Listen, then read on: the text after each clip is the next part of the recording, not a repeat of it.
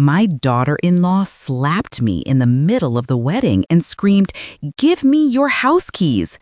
The sound ripped through the air, shattering the elegant calm of the hotel ballroom. The soft jazz music cut off mid-note, champagne glasses froze in midair, and 180 guests turned their heads in unison. The golden lights above seemed to hold their breath, trapping that single moment in time, the moment her hand met my face. I didn't move. The slap came too fast, too hard. My glasses flew off and hit the marble floor with a sharp crack, breaking clean in two. The sound echoed inside my head like something deep within me had splintered. Vanessa stood before me, glowing in her white wedding dress, her perfect makeup twisted by fury. Her eyes burned with a greedy fire that stripped away all pretense. "Did you hear me? Give me the keys to that penthouse. Stop pretending. We need it tonight." I stood still. For a long second, silence filled the entire room. No music, no voices, just her ragged breathing and the collective disbelief of the guests who looked on as if witnessing something forbidden. Around me, painted faces turned away. A few whispered, a few laughed nervously. No one stepped forward. No one spoke. To them, I was nothing more than an old woman, gray hair, a modest blue dress, standing awkwardly amid their glittering world. Someone not worth defending. I touched my cheek. It burned. A drop of blood from the broken glass landed on my hand, red, warm, undeniable. I picked up the shattered frame, holding it in my palm like evidence of my humiliation. And beneath the hum of whispers, one thought rang through me, calm and cold. She thinks I'm just a poor old woman, but I once controlled $9 million.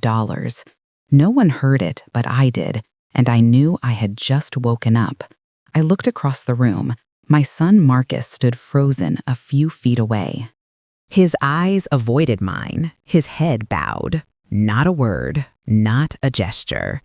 In that silence, something inside me cracked again. This time, not from pain, but from clarity. Vanessa's voice sliced through the tension.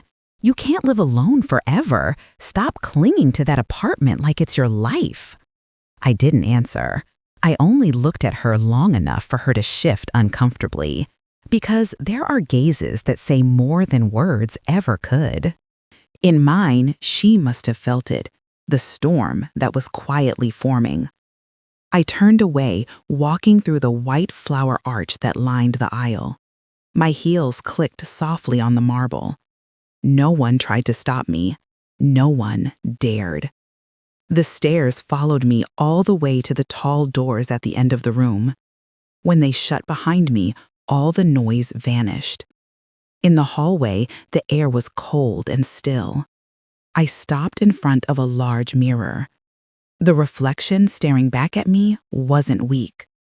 The silver hair, the calm eyes, no, that wasn't an old woman beaten down by life.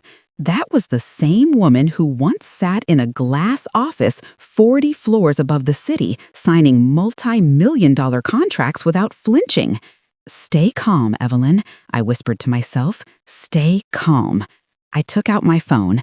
My fingers, still stained with blood, trembled only slightly as I dialed a familiar number. A deep, steady voice answered. "Evelyn." "What's going on, Calvin?" I said, my voice even almost detached. "Come to the Hilton Ballroom. Bring every financial document we have. I want everything laid out tonight." He hesitated. "Evelyn, what are you planning?" Outside the window, the city glowed. Cars streamed like veins of light, restless and alive. I smiled faintly. It's time they learned who's really been paying for this fake happiness. I ended the call and took a slow breath. The sting on my cheek faded, replaced by something colder, sharper resolve. The music inside had started up again, cheerful and false. I turned toward the ballroom. Step by step, I walked back down the corridor, the click of my heels counting down to something inevitable. They could laugh, whisper, or pity me. It didn't matter. None of them knew that the woman they just humiliated once held an empire in her hands. And once I decide to act, there's no turning back. I stopped at the door. Through the frosted glass, I saw Vanessa laughing again, pretending nothing had happened. Marcus beside her, silent, small. The scene was perfect, beautiful, deceitful, hollow. I placed my hand on the metal handle. The chill of it steadied me. They won a war, I thought. Fine, but this time on their stage, I'll be the one holding the microphone. I pushed the door open. The ballroom sparkled, laughter spilling through the air. No one noticed that I had returned yet. I walked between the tables, the hem of my dress brushing over scattered rose petals. The scent of champagne and perfume wrapped around me, but inside, everything was silent. I no longer felt humiliation or fear. Only one clear thought guided every step I took toward the light. If they dared to disgrace me before hundreds of people, I would make them bow before those same eyes. And when that moment came, they would finally understand no one humiliates Evelyn Johnson and walks away unscathed. My name is Evelyn Johnson, 65 years old, widowed for more than 10 years, living alone in the city of Atlanta. My skin is dark, no longer smooth as it once was, but I still carry a strength that time cannot erase. People often see me as just another old woman shopping on Saturday mornings, carrying a bag of produce from the farmer's market back to my old apartment in Midtown. They don't know that the penthouse I returned to was once the place where my husband Raymond and I opened our first bottle of wine after signing a contract worth tens of millions of dollars. The car I drive is a gray Buick more than 10 years old. The leather seats are cracked. The radio only plays 2 stations, but I keep it anyway. I still remember what Raymond said the first time he saw it. It doesn't need to be shiny, only steady. Now, every time my hands touch the steering wheel, I feel like I'm holding on to a part of him, a part of the time when everything was still whole. Most of my neighbors are young. They don't know much about me. They greet me politely in the elevator, sometimes ask, "Don't you get lonely living alone?" I just smile and reply, "No, I'm quite busy." They don't know that every Tuesday morning I go to St. Monica, Anne's church, to teach a basic accounting class for older women, women who have spent their lives caring for families but never learned to manage their own finances. I teach them how to read pay slips, open savings accounts, and most importantly, how to say no when someone tries to borrow money by tugging at their hearts. I've never taken payment for that. It's my small joy the way I still feel useful.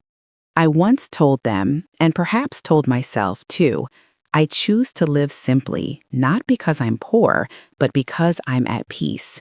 Peace to me is opening the window in the morning and letting sunlight flood the kitchen, the smell of coffee mingling with the sound of birds outside. It's standing on the balcony and watching the city awaken, cars rolling out, buildings reflecting the light of dawn. Peace is knowing that while the world rushes for money, I have enough. I've lived through the years of chasing numbers, but that peace was earned through years when a single mistake could have cost me everything. After more than 30 years in the energy industry, I climbed to the position of Deputy Chief Financial Officer in an international corporation. I once sat in boardrooms where people discussed hundreds of millions of dollars as if it were a game. I was the first dark-skinned woman in the company to sit at that table, and to get there, I traded away softness, tears, and at times happiness. When Raymond died of a stroke, I retired. I sold part of my shares, bought back the penthouse where we dreamed of growing old together, and moved in.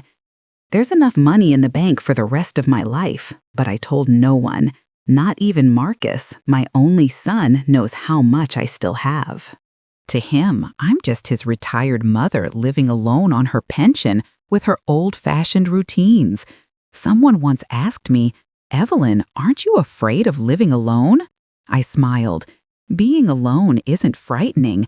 What's frightening is feeling lonely among people. I'd seen that feeling in Marcus's eyes the day he first brought Vanessa home. Vanessa was beautiful, nearly 10 years younger than my son. She was charming, articulate, and knew how to draw attention. From the first moment I met her, I saw that look, the calculating kind. She didn't see me as a mother-in-law, but as someone who held what she wanted. But Marcus loved her, and I, though I saw everything, remained silent. I've lived long enough to know that silence isn't always weakness. Sometimes it's wisdom. In the years that followed, I lived between two worlds. By day, I cooked, taught, watered my plants. By night, I read financial reports, tracked market news, an old habit I could never shake. I knew how my former company's stock moved each week, checked my investment portfolios, and managed every dollar as I always had. No one would guess that the frail woman in a gray sweater at the market could move 6 figures with a single tap. I've never boasted about it. True power doesn't come from showing how rich you are. It comes from being content without needing to prove anything. Marcus still visited, but less often. I saw distance in his eyes, a silent unease. I knew it began when Vanessa started talking about future plans. She always spoke sweetly, as if concerned. "Mother, it's such a waste for you to live alone in that big penthouse. If you moved into a luxury senior residence, we could help look after the place for you." I smiled, poured her more tea, and said, "Only I can take care of myself. This house is warm enough." Her smile faltered, though she tried to hide it. I'd been through too many negotiations to know what a polite threat sounds like. Her voice carried impatience now, the mask slipping. I knew it was only a matter of time before her true face showed. What I didn't expect was when, at her very own wedding, people later asked why I didn't react, why I stayed silent after being slapped in front of everyone. They didn't understand those who've held real power don't need to scream to prove anything. I'd learned how to let anger sink calm, deep, and patient like a tide waiting to rise. Nothing in my life has ever happened without preparation, and this time would be no different. From the day Vanessa first stepped into my home, I'd kept every record, every transaction, every guarantee in Marcus's name.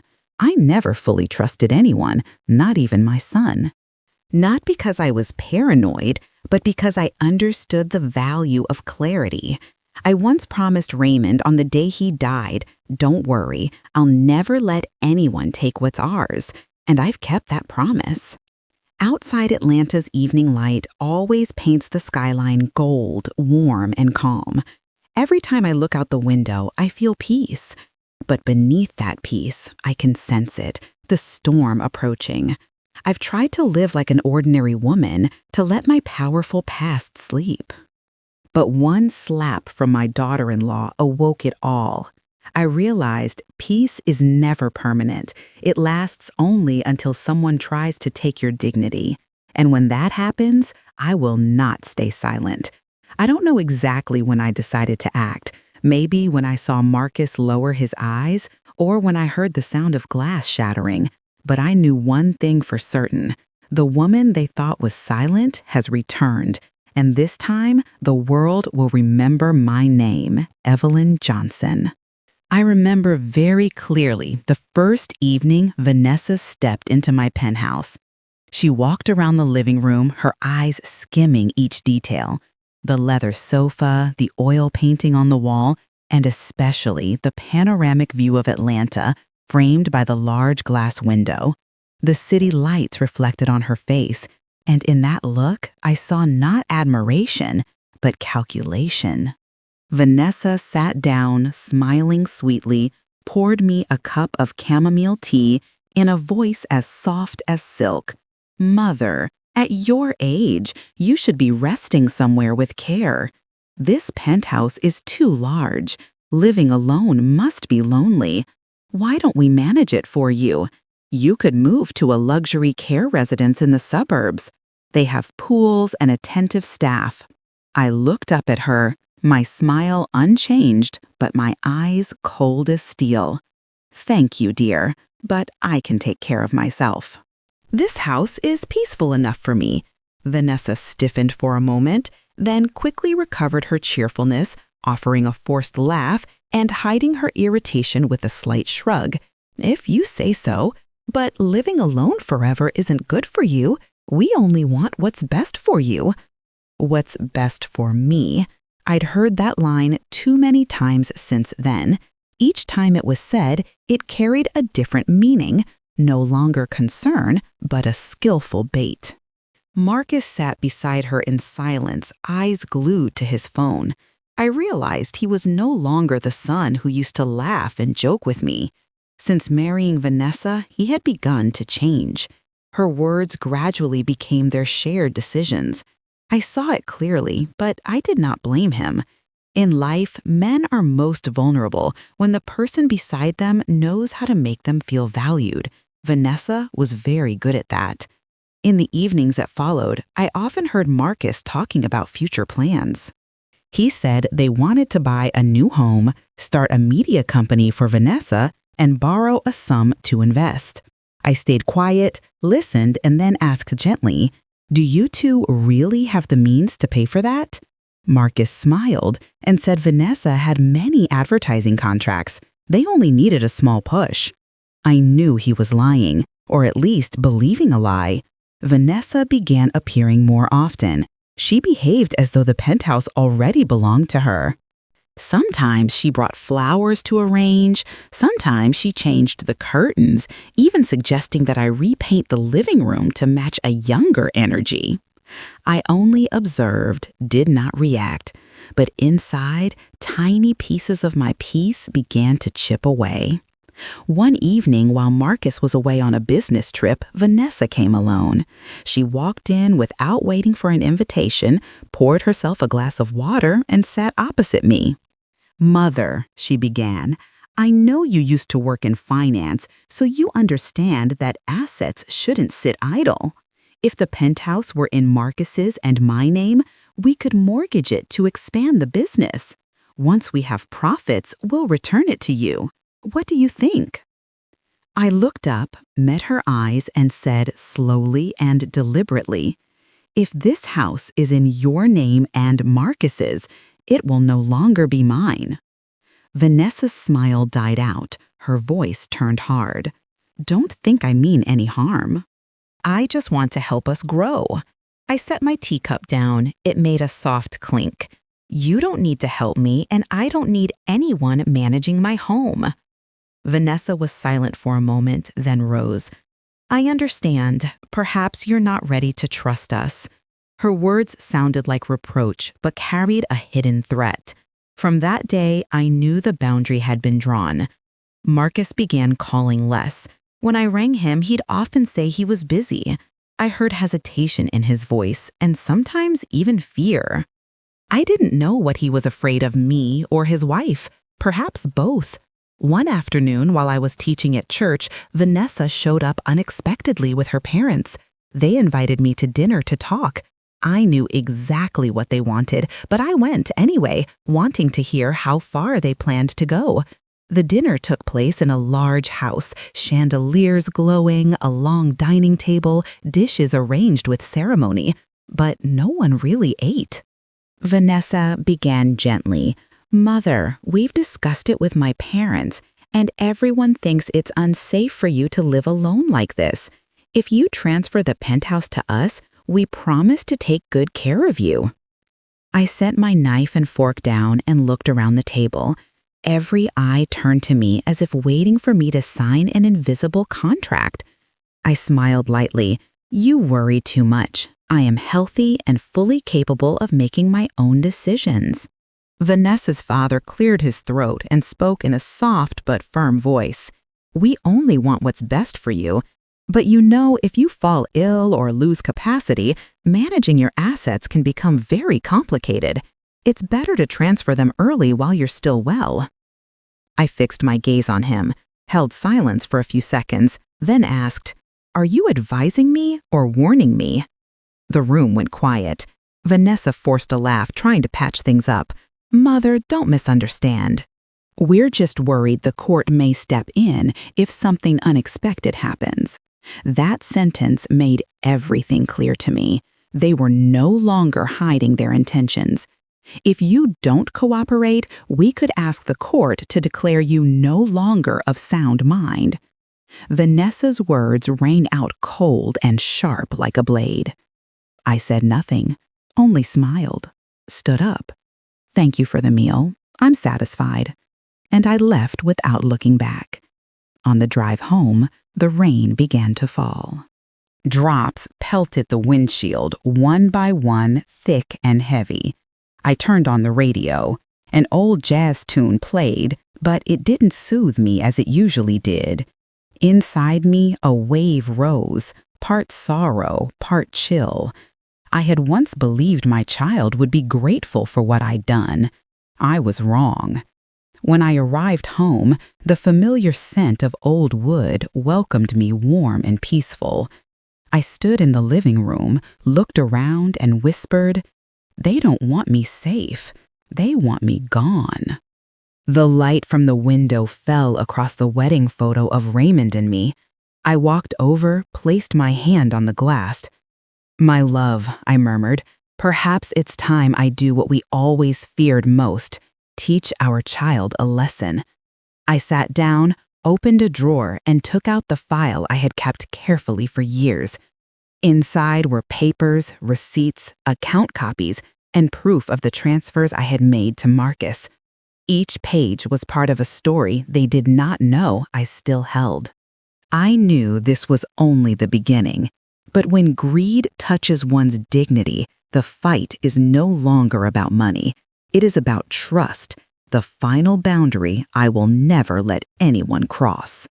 Throughout the months of wedding preparations, Evelyn remained calm as always. She didn't speak much, only helped quietly in the background unnoticed. Vanessa thought she was just an old, timid mother-in-law trapped in her own outdated world, unable to understand the glamorous life Vanessa was building. But what Vanessa didn't know was that the very woman she looked down on was the reason everything shining around her still existed. A year before the wedding, Marcus had secretly called his mother, his voice trembling. He spoke about Vanessa's credit card debts, about the sports car she'd bought just for content, and about the luxury apartment already under bank seizure warnings. Evelyn listened in silence, then said only one thing. "Don't worry, son. I'll take care of it." A few days later, she wired $600,000 to clear their debts, settling everything without leaving a trace. She even added another $150,000 for the wedding expenses, just so her son could have one perfect day without bowing his head before anyone. "If my son can live in peace, then silence is worth it," Evelyn often reminded herself as she watched Marcus smiling beside Vanessa. To her, money had never been the issue. What mattered was peace in the family. But greed, once awakened, never stops at kindness. Vanessa grew used to receiving without giving. Each time she saw Evelyn reach for her credit card, she smiled sweetly. In her mind, Evelyn's silence wasn't compassion, it was weakness. She believed she could control the old woman easily with a little pity here and a little threat there.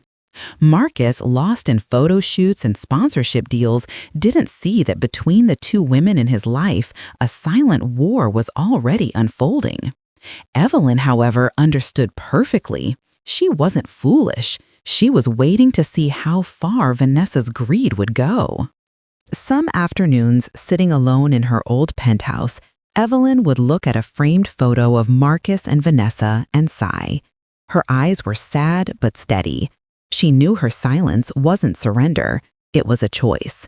A woman who had once managed millions could easily recognize when someone was trying to take what was hers. Things crossed the line when Vanessa and her family came to visit, pretending to care while calculating their every word. They spoke of elderly safety, of proper care in later life, and gently suggested that Evelyn should let Marcus and Vanessa manage the penthouse for her. Evelyn listened without interrupting, her eyes half smiling, half cold, stirring her tea slowly. When they left, she looked around the quiet apartment and murmured, "They don't want me safe. They want me gone." If anyone had heard that line, they would have felt a chill down their spine. From that day, she began to prepare. Not to fight, but to protect her dignity. Evelyn gathered every receipt, every bank transfer she had ever made for Marcus and Vanessa. She sent copies to her old lawyer, Calvin Brooks, who had worked with her for years at the Energy Corporation. "Just a precaution, Calvin," she said softly. He understood. Evelyn never did anything without a plan. But no preparation could have predicted the cruelty of the wedding day. Vanessa began openly mocking her, even instructing the hotel staff not to seat her at the main table. Marcus stayed silent, like a boy afraid of his wife's anger.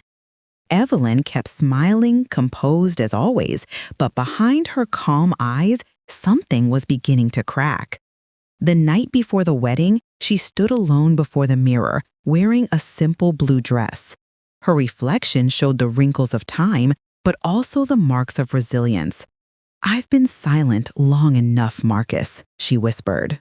Silence is no longer a choice. She didn't yet know that tomorrow, under the golden lights of that lavish ballroom, her silence would end in a way no one could imagine. But deep down, Evelyn was ready, not for revenge, but to reclaim what she had given away too freely, respect. And as the music swelled, opening the grand ceremony, Evelyn entered with a gentle smile.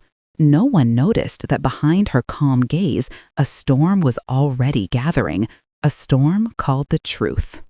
Music filled the grand ballroom of the Grand Marriott Hotel, glasses clinking, chandeliers scattering light across the glossy floor.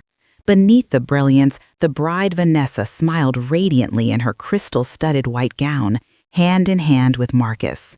Everything was perfect: flowers, music, laughter, blessings. Only one person sat quietly by the window, her gaze distant: Evelyn Johnson. She wore a simple pale blue dress, her silver hair tied neatly, old low-heeled shoes on her feet. The servers assumed she was some distant, modest relative of the groom. No one knew that the silent woman before the untouched glass of champagne was the very person who had paid for the entire lavish celebration. The ceremony went smoothly until Vanessa approached Evelyn's table. Her smile had faded, replaced by a cold, unreadable expression. Marcus followed behind, his eyes avoiding his mother's, as if he knew what was coming but didn't have the courage to stop it. "I'd like to talk to you in private, Mother Vanessa," said sweetly, her tone firm beneath the surface. Without waiting for a reply, she pulled out a chair and sat down beside Evelyn, leaning closer with a half-smile. "I just need you to hand over the penthouse keys before everyone leaves. We'll arrange to move you to the retirement apartment I picked out. You'll be better cared for there." Evelyn set her glass down, her expression calm. "I've already told you that apartment is mine." "I'm fine where I am." Vanessa tilted her head and smirked. "Don't be stubborn, Mother. At your age, you shouldn't live alone. And besides, that house belongs to the family now, to your son and me, doesn't it?" Her voice rose, and the guests nearby began to notice. Evelyn remained composed, her words clear and deliberate, as if lecturing a student. "No, Vanessa, that home was bought with my money long before Marcus married you. No one has the right to force me out." The air in the ballroom grew heavy. Some guests pretended to keep chatting, but their eyes darted toward the table. Marcus sat still, hands clasped tightly, his lips trembling. Vanessa's smile vanished completely. "Who do you think you are talking to me like that?" Her voice rang out sharp and shrill. "You're just an old woman living off your son. You should be grateful and hand over those keys so we can finally live decently." Evelyn stayed seated, her calm gaze cutting through the noise, the gaze of someone who had once faced boardrooms full of men and never flinched. "Vanessa," she said quietly, "you should stop. This is your wedding." But Vanessa had already lost control. The music stopped. Her hand came down hard across Evelyn's face, a sharp, echoing slap that cut through the silence. A glass fell and shattered on the marble floor, the sound of splintering crystal lingering in the stunned quiet. No one moved. Evelyn's head turned slightly from the impact. A thin line of blood traced her lip. The chandelier's light hit her face, half illuminated, half shadowed. She didn't speak. No fury, no outrage, only a faint, chilling smile. "My daughter-in-law slapped me in the middle of the wedding and screamed, 'Give me your house keys,'" she said slowly, her voice calm yet carrying across the room. It wasn't a complaint. It was a statement, a seal on something that could never be undone. Marcus bowed his head, unable to look at either woman. Guests froze, some reached for their phones to record. Whispering spread through the room like ripples on still water. Evelyn dabbed the blood from her lip with a napkin, unhurried, graceful. Then she stood straight-backed and lifted her phone. Her voice was low, but firm enough for all to hear. "Calvin, come here right now. Bring all the financial files. It's time they learned who's really been paying for this make-believe happiness." She ended the call and looked around. Eyes that had once greeted her with smiles now turned away. Vanessa stood trembling, her cheeks flushed, breath short. Marcus opened his mouth, but no words came. "What are you doing?" Vanessa shouted, almost hysterical. "You're ruining your own son's wedding." Evelyn turned back to her, meeting her gaze without flinching. "No," she said softly, "I'm not ruining anything. I just want everyone to know who paid for this night and who just slapped the hand that fed them." Silence swallowed the room. The music stopped completely. The MC stood frozen. A few guests shook their heads and slipped quietly out, unwilling to witness more. The light from the chandeliers dimmed, as if even it felt ashamed. Vanessa stepped back, her eyes wide. She hadn't realized that the slap had opened a door, one that led to a truth she had never been prepared to face. Marcus reached out as if to steady his mother, but Evelyn gently brushed his hand away. "Thank you, son," she said softly, "but you should stay with your wife now. From this moment on, she's the one you chose to stand beside, not me." And then she walked away, each step measured, steady, echoing against the marble floor between the whispers and stares. The ballroom door closed behind her with a quiet click, leaving behind a room full of trembling breaths and broken pride. No one noticed the small napkin on the table, stained with a drop of blood. It had spread into a thin crimson mark, not like a wound, but like a signature, a final, quiet, full stop. 30 minutes passed, and the ballroom remained heavy with tension. The murmurs had faded, leaving only the faint hum of background music echoing awkwardly through the air. Vanessa sat at the central table, her hand trembling around a glass of wine gone flat, while Marcus stood beside her, head bowed, avoiding every gaze. Then the main doors at the far end of the room swung open. Evelyn appeared calm and composed, walking step by measured step across the marble floor. The golden lights reflected off her dark blue gown, her eyes cold yet serene. Beside her stood a middle-aged man in a black suit, a thick file clasped firmly in his hands, Calvin Brooks, her attorney. The music stopped instantly. Silence spread like a wave. Some guests recognized Calvin, the renowned financial lawyer who had represented several international corporations. Evelyn said nothing. She simply nodded toward him. Calvin stepped forward to the microphone, his voice deep and steady, each word cutting through the room. Mrs. Evelyn Johnson has paid $600,000 to settle Marcus Johnson's debts, he began, pausing for effect.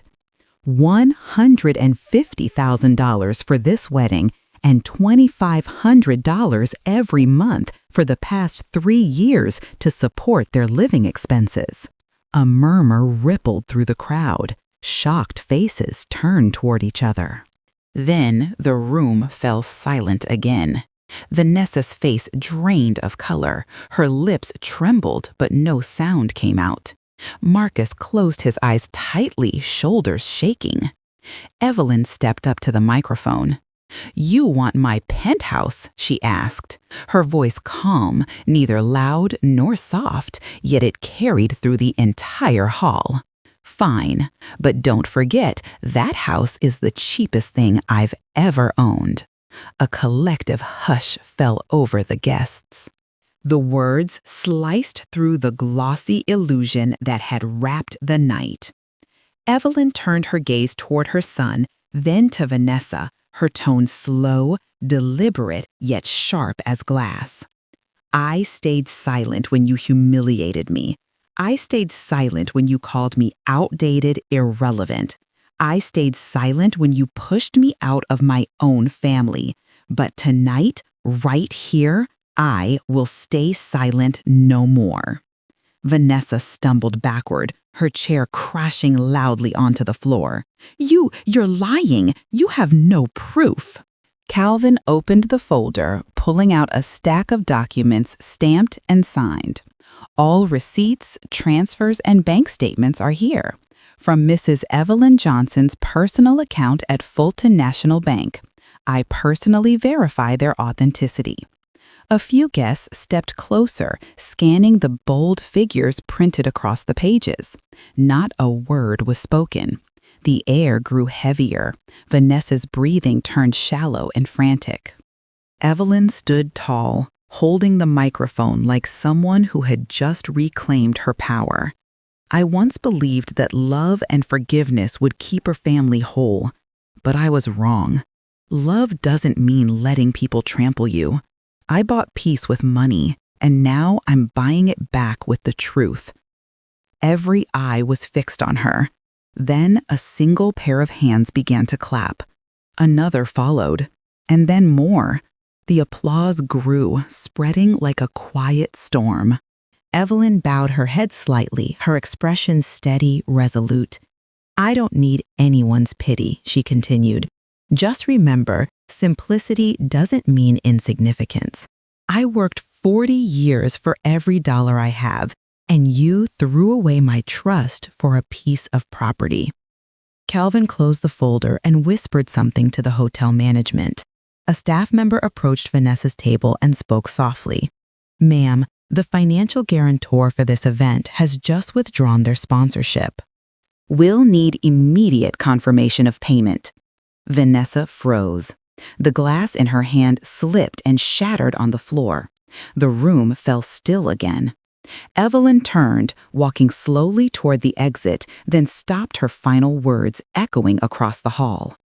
"Tonight, I've lost nothing. I've simply taken back what's mine." She left the ballroom amid the chaos of whispers and confusion, leaving behind a crowd of stunned faces and a wedding collapsing in silence.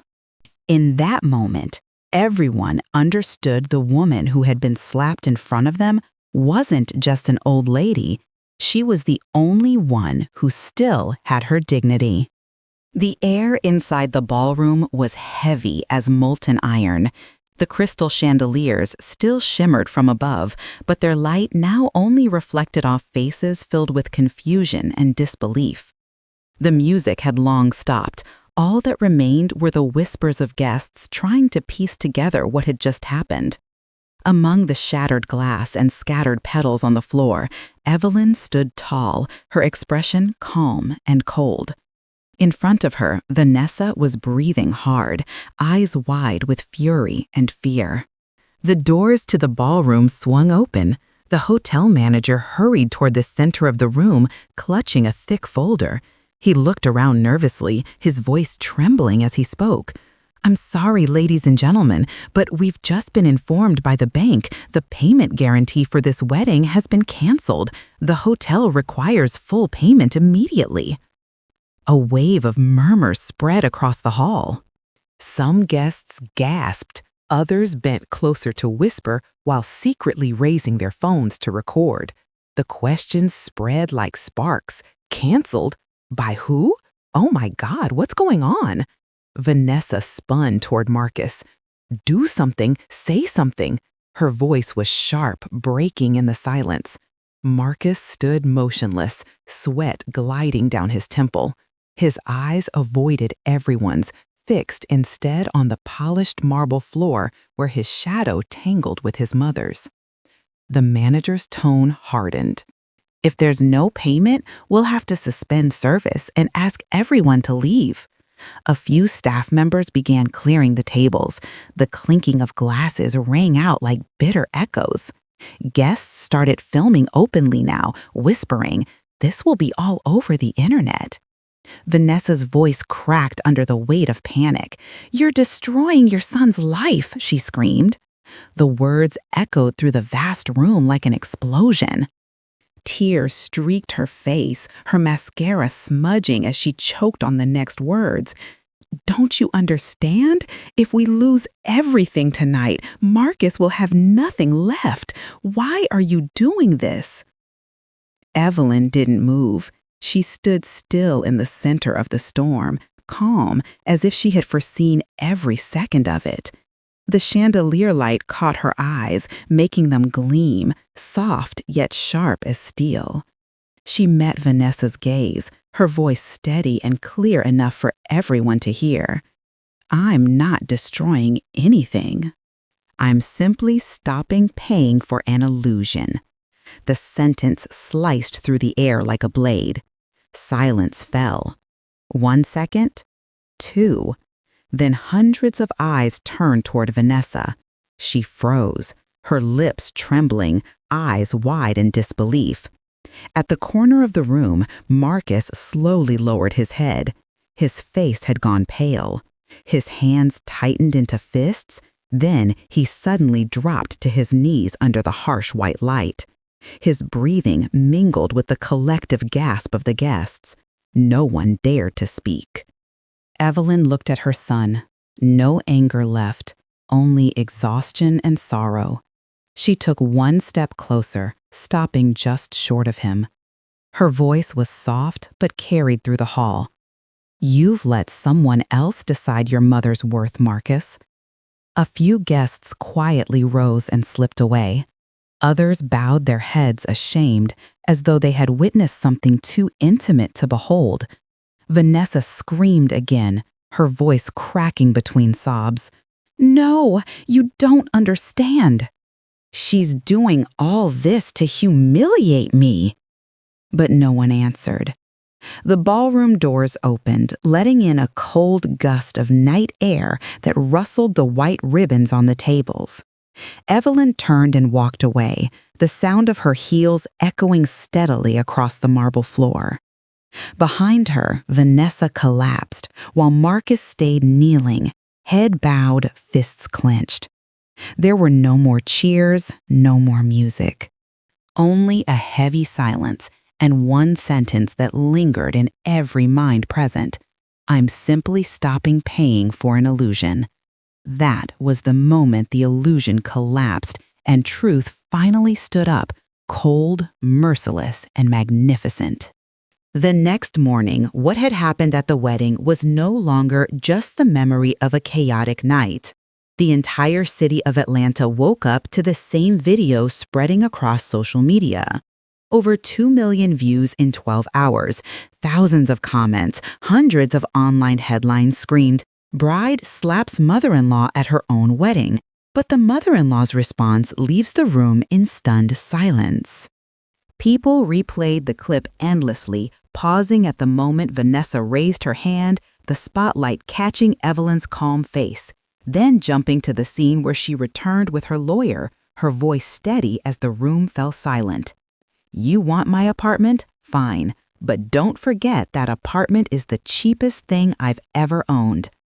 That line spread faster than any apology ever could. People called her the Queen of Dignity.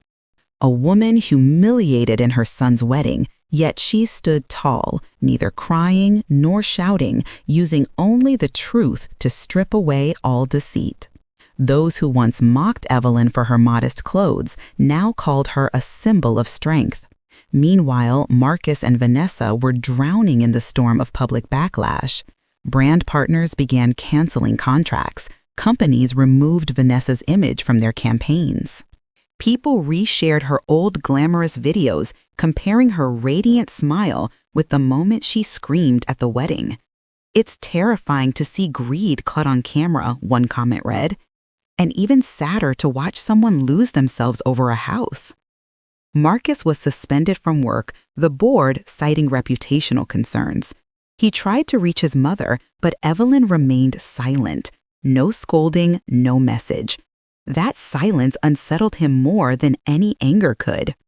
The penthouse Vanessa once coveted now stood empty. Legal documents proving the apartment's sole ownership under Evelyn were made public, shattering any illusion of managing it for her safety. Vanessa began posting tearful apology videos online. She claimed she only wanted her mother-in-law to rest in comfort, that the media twisted the truth, but no one believed her anymore. The comments were ruthless. "You weren't twisted by the media. You were exposed by your own greed," one user wrote, earning thousands of likes. Guests from the wedding started sharing their own accounts. Some said they saw Evelyn's expression right before the slap, calm, almost chilling. Others said that after Evelyn left, Vanessa stood frozen, trembling, unaware that everything had already ended. Each retelling pushed the story further, turning Evelyn, a 65-year-old woman once mocked for her simplicity, into a figure of admiration. Media outlets brought in financial experts, lawyers, and psychologists. They called it a textbook case of financial abuse within families. Evelyn became a symbol of resistance against exploitation of the elderly. Meanwhile, Marcus and Vanessa couldn't leave their home without being recognized. Paparazzi caught them at the supermarket, hollow faces avoiding cameras. A month later, Vanessa deleted all her social media accounts.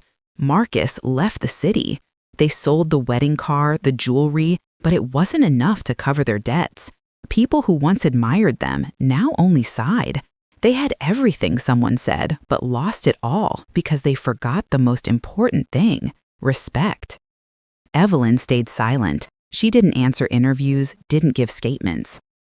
But sometimes people saw her walking through the park in the morning, a cup of coffee in hand, smiling softly.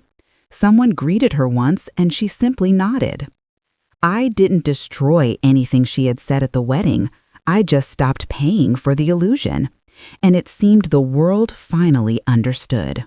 The illusion was gone now, leaving behind a single lesson that echoed through every retelling, every share. Greed can make you lose everything, but dignity, once defended, can make the whole world bow its head.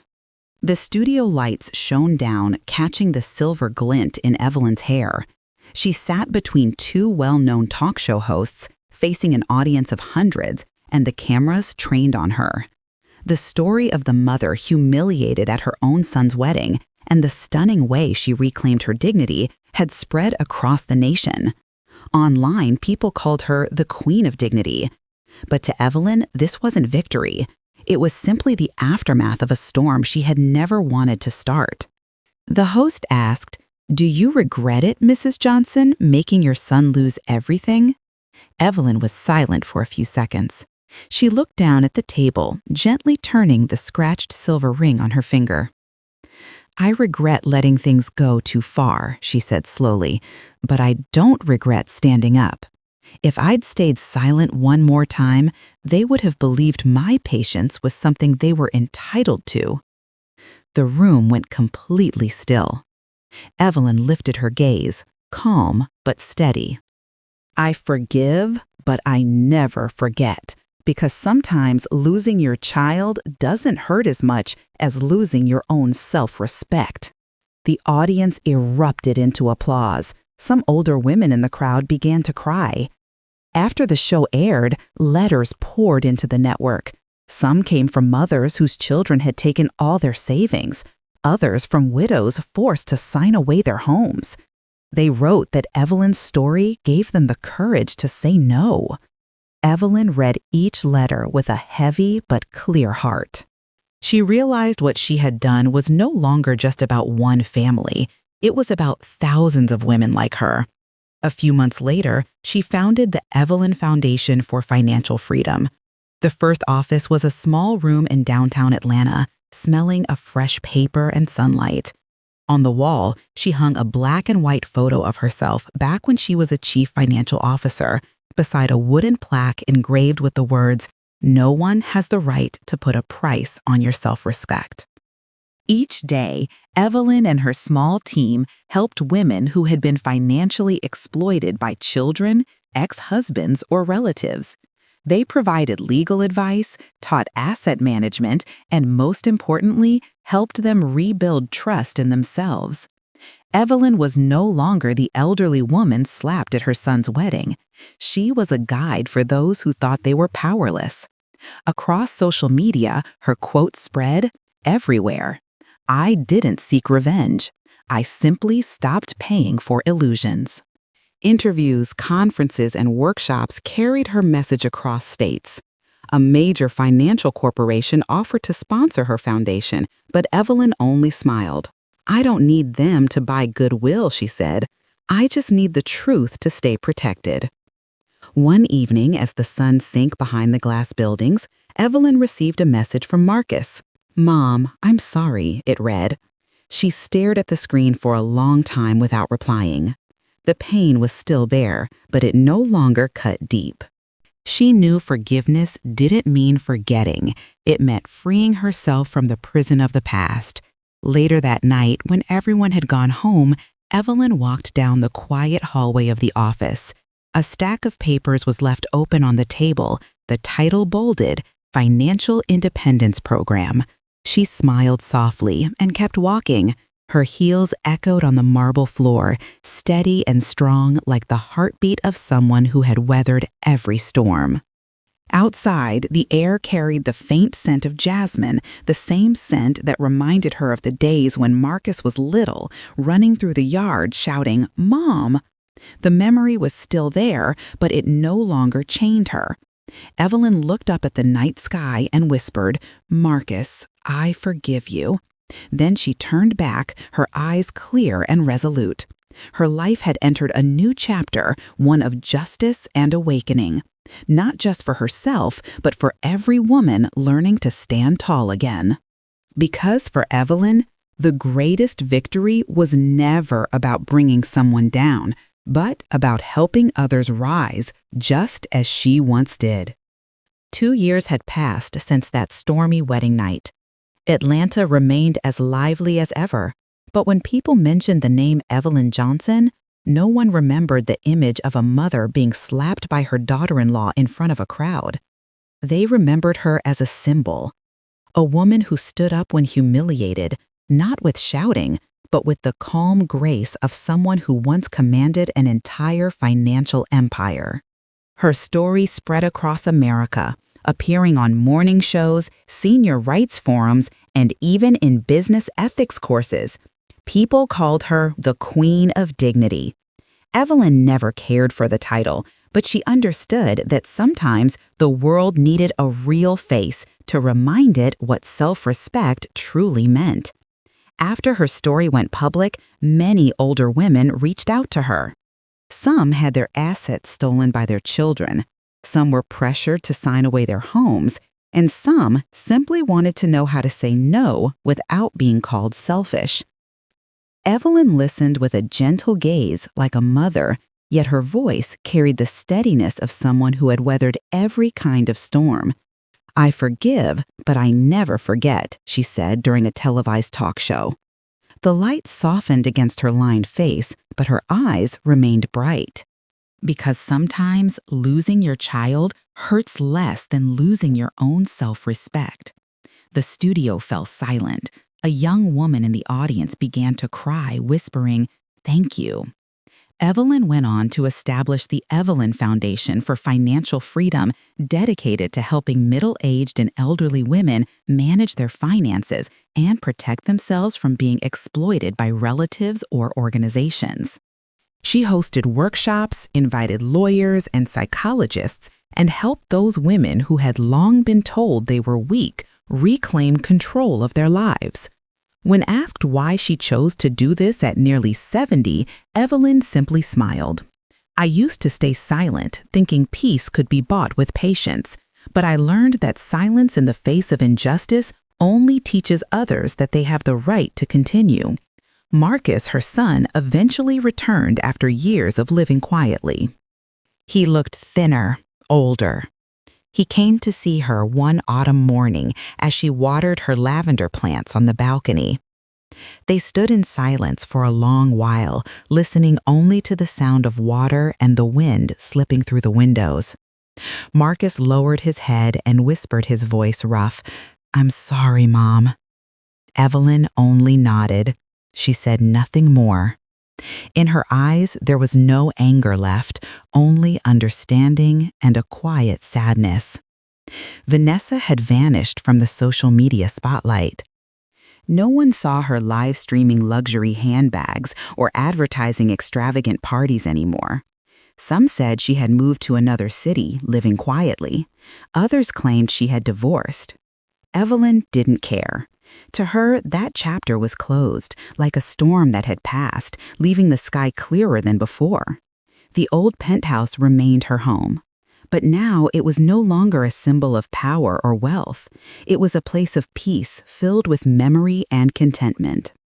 On her bookshelf, among financial reports, letters of gratitude from women she'd helped, and a few old photographs of Marcus as a boy, sat a small wooden plaque. The inscription, carved by hand, was simple yet sharp. "Respect is the real inheritance.